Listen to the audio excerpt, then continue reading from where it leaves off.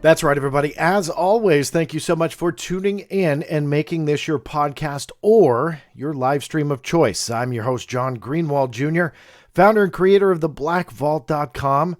And today isn't a fun show to bring to you, but it is fascinating nonetheless. Now, why I say it's not fun is that the U.S. government, namely the Department of Defense, in my view, and again, I want to stress that this is my opinion at this point, has done one of the biggest pushbacks on the general public accessing UAP-related information. This is a tactic that I have yet to see, and this is something that may spell some bad news for us that are seeking that transparency. Now, this is a theme on my show that I talk a lot about, the secrecy. I've been always intrigued by that. For decades, have been intrigued by that. However, it is getting worse. Now, I know that's not a popular stance to take. I know everybody's all excited that Congress and politicians are involved and they're pushing legislation, and that's all great. But from the standpoint of trying to access that information, it's getting worse. Now, why is that? And in the last couple of weeks, it's really gotten worse. Now, I wrote a story. Let me bring it up for you here just to kind of give you an update, because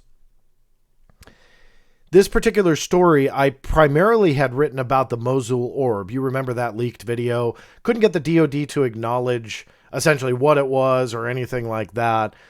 This was leaked. This was something that I deep down felt was likely classified. And again, I won't get into it a lot here, but likely classified despite what we were told. Especially with the way that it was filmed. I believe the Baghdad Phantom was more easily proven, being shot by the MQ-9 Reaper drone, that was something that was classified. Well, I went after documentation on the Mosul Orb, and it finally came back that everything, and I mean everything that I had requested, which includes, I'll stress it again, everything. I go for memos, reports, photos, videos. I've got kind of standard legal jargon to cover the gamut on what I'm going for. Everything was classified on this case. So essentially they are acknowledging that there's something there. Like what it means, we don't know. It's likely labeled a UAP, but we, again, don't know. But regardless, they acknowledged it and said that everything was classified. Well, that in turn means, without a doubt, the material that leaked is likely classified, because that did not come up. So obviously there's a little bit of an assumption there, meaning that this is quote unquote genuine. I don't really have a doubt that it is. I'm just trying to be fair to the evidence here. So on the assumption that this is real, this letter essentially solidifies that it is classified because they didn't release it. So you can see here, go through the letter. This was the letter excerpt. Exemption B1 is national security. So that was the main crux of the story. That was the main point. But I had seen something in this case that I didn't really see before. Now look down here. You can see, hopefully you can see my arrow there on your screen. The second reason technically the third reason that it was withheld, second being B5, which is internal communication and deliberation. So you see that's kind of standard. Hate that exemption, but it's there nonetheless quite frequently. But the third exemption that they cited is this one here, B7A, which could reasonably be expected to interfere with enforcement proceedings, enforcement meaning law enforcement. B7E, which would disclose techniques and procedures for law enforcement investigations or prosecutions, or would disclose guidelines for law enforcement investigations or prosecutions if such disclosure could reasonably be expected to risk circumvention of law. Now, that's a pretty big legal mouthful, but essentially it just does not want to give out any information because it considers whatever it is entwined in that case, because this particular Freedom of Information Act request was geared towards that Mosul Orb. Whatever it is pertaining to that, they have kind of lumped up into a law enforcement umbrella and are denying access to it, citing those exemptions. Now, if this stood alone, I would be intrigued by it, but not concerned. However, multiple other cases around this time started coming up with the same exact exemption. B7, law enforcement proceedings, law enforcement investigations. Now, you'll see why that's a concern in a second. But the two other cases at this time that came in around the same time was one request that was for all communications between AARO and the private organization UAPX. Now, I won't go too deep into UAPX, but this was nothing nefarious. I requested communications between AARO and lots of private organizations to see what was being communicated back and forth, because some of these organizations were openly admitting to talking to AARO. So that's public domain. I mean, that they openly admitted this. They posted it on social media. So I utilize stuff like that and went after it. So the request for just the communications, all emails and letters, I even quoted it here, all emails and letters exchanged between any members of AARO and the UAPX organization. And then a second request, all records pertaining to the interviews of Dr. Robert Jacobs and Robert Salas. That also is a quote from the second case that was denied. Now, as we know, Robert Salas has openly admitted to being interviewed by AARO. Again, this was all public knowledge. He posted it on Twitter and talked about it in a podcast. So I consider that essentially fair game. I mean, if you're going to openly talk about that, then let's see the interview. Are there transcripts? Is there audio, video? All of that would be FOIA-able, and with some exception, releasable. So we could get it. And a case in point, Luis Elizondo's interview with his DoD IG complaint. I got that, although redacted, and that was expected. You can read the majority of it. So that's what I was going for here. Yet all of them, the Mosul Orb, the AARO and UAPX communications, and the interviews of Robert Salas and Robert Jacobs, all UAP related, but very different in the scope of their request. Interviews, investigation in a military action area, and communications. So 3 that were all scoped very differently with their request, but all yielded the same response. All B7, all law enforcement investigation. Now, what that essentially means in a nutshell is that B7 is one of, now I wouldn't say but one of the hardest exemptions to fight in an appeal, because there's no going against. If it's a law enforcement investigation and you could hurt law enforcement investigative techniques or potentially a prosecution, as this letter says, that's tough to get beyond. Fighting national security or a B1 exemption on something 30, 40 years old, I'd rather go up against that than B7, to be honest with you. Some attorneys may disagree with me, but B7's a tough one, because now it automatically, if I'm right, this automatically takes anything that AARO is looking at, anything that AARO is doing, anything that they are investigating it, and exempts it from top to bottom like that. No, it doesn't even have to be classified. It doesn't even have to be any type of threat to national security. It doesn't have to violate anybody's personal privacy. None of that. So B1 out the window, B6 out the window, all those exemptions they don't have to fall back on now because they have one that they can. Now, I'm hoping that this isn't as bad as I fear, that maybe, and this is an option, maybe it's for privacy. Maybe this locks down the ability for, let's say, whistleblowers to come forward or witnesses to come forward that shields them from FOIA.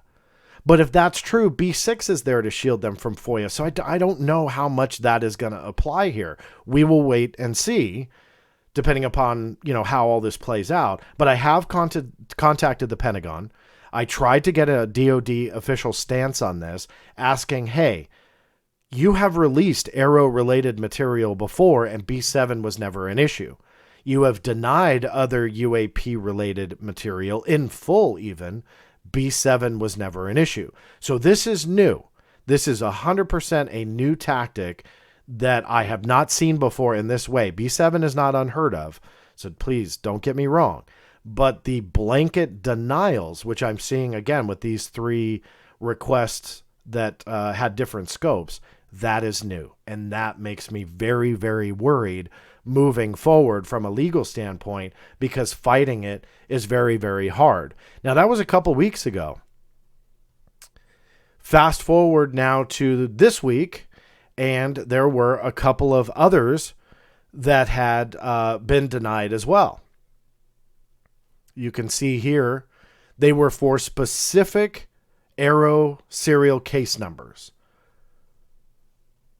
B7 denied. Also, they used the law enforcement, they used the national security exemption in addition to the law enforcement, but law enforcement was there.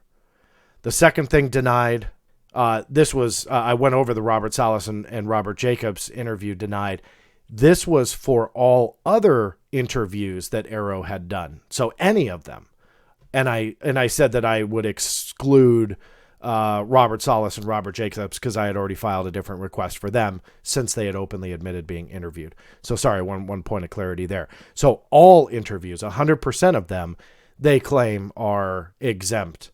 So I would hope or think that if somebody like Robert Salas is coming forward saying, here's my story, here's my name, I was interviewed by AARO, that they could release that because there's no privacy issue there.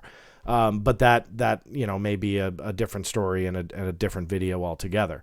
So bottom line here is the usage of B7, and I know it gets dry and snoozy boring with the legal jargon, but this is something incredibly problematic to those advocating for transparency with the U.S. government. The last thing that I will address for all of you, I talk about it from time to time, but this is a perfect video to bring it back up, is that a rebuttal that I see when I talk about stuff like this is, John, who cares about FOIA? Who cares about you? You are wasting your time. You'll never get answers through FOIA. The politicians are pushing for answers. They will bring it to us. The problem is that the politicians adhere to the same secrecy that's laid on them as we do. If you watch the media, you see that a lot in the political arena, where outside of UFOs, they are utilizing FOIA as well, or they fall back on private citizens or private organizations and their FOIA work to help their congressional pushes for answers. My whole point there is people can dismiss FOIA all they want and fall back on politicians. However, evidence shows politicians will actually fall back on FOIA a lot as well. So this is a valuable tool, no matter how you slice it or dice it. But on top of that, and above all else, politicians will get met with the same secrecy that we do, or those that are cleared will be ushered into a skiff, told the real stuff, the stuff you and I want to know, and then they will come out and go, well, we're taking care of it and we want answers and we'll have a hearing in like 12 years and we'll talk about it again and nothing will get done, but don't you worry, vote for me in November. So that's the type of thing that I worry about, where people are falling too much on politicians. And yes, they've done some great work thus far. And yes, there's some legislation, but secrecy is at an all-time high. How do you marry the two? Politicians are getting answers, yet the secrecy is at an all-time high. That doesn't make any sense to me. That secrecy will transfer to the politicians as well. They will adhere to the same guidelines of speaking out or not speaking out when they're not supposed to. And what remains in a skiff, what happens in a skiff, stays in a skiff, and we will never find out about it. I hope that I'm wrong. But this is something that's huge. And the Pentagon not getting back to me, I have tried and I've tried and I've tried. I have followed up numerous times. I will continue to do so because I think that this needs to somewhat be addressed. And hopefully it's not as bad as I'm kind of fearing here. But maybe it is. And we will be at the mercy of the Department of Defense having a once-a-year hearing that's to the public. And they'll give us one, maybe two videos, half of which are explainable anyway. The other half maybe tagged unidentified from the government, but seemingly online sleuths can find a very viable explanation within like 8 seconds. So that's not the good stuff. We know by that testimony, there is a small, albeit single percentage number of the overall 800 plus caseload that is truly anomalous, according to Dr. Sean Kirkpatrick, who leads the UAP investigative effort. That's the stuff that I want to go through under FOIA. That's the stuff that we need to legally fight for, not the breadcrumbs that they want to throw out there and make us all go, wow, ooh, colors, and look at this stuff because it's a joke. We know that there's more there. And with each of these types of things happening, like slapping a B7 exemption blanket on nearly everything AARO related, that takes that material that, again, albeit single digit, and puts it lower and lower and deeper and deeper and deeper until it's inaccessible, until it's untouchable. No politician is going to go down there and bring it out to you. They may even be able to see it, but they'll likely never, ever tell you or show you about it. And that's the problem with today's conversation and the world that we live in when it comes to UAP. Secrecy is deepening. Prove me wrong, politicians. Please, I will apologize if you guys somehow pierce this veil of secrecy and this changes. But until then, it's going the opposite direction from my vantage point, and that's a concern. Until next time, this is John Greenwald Jr. signing off, and we'll see you then.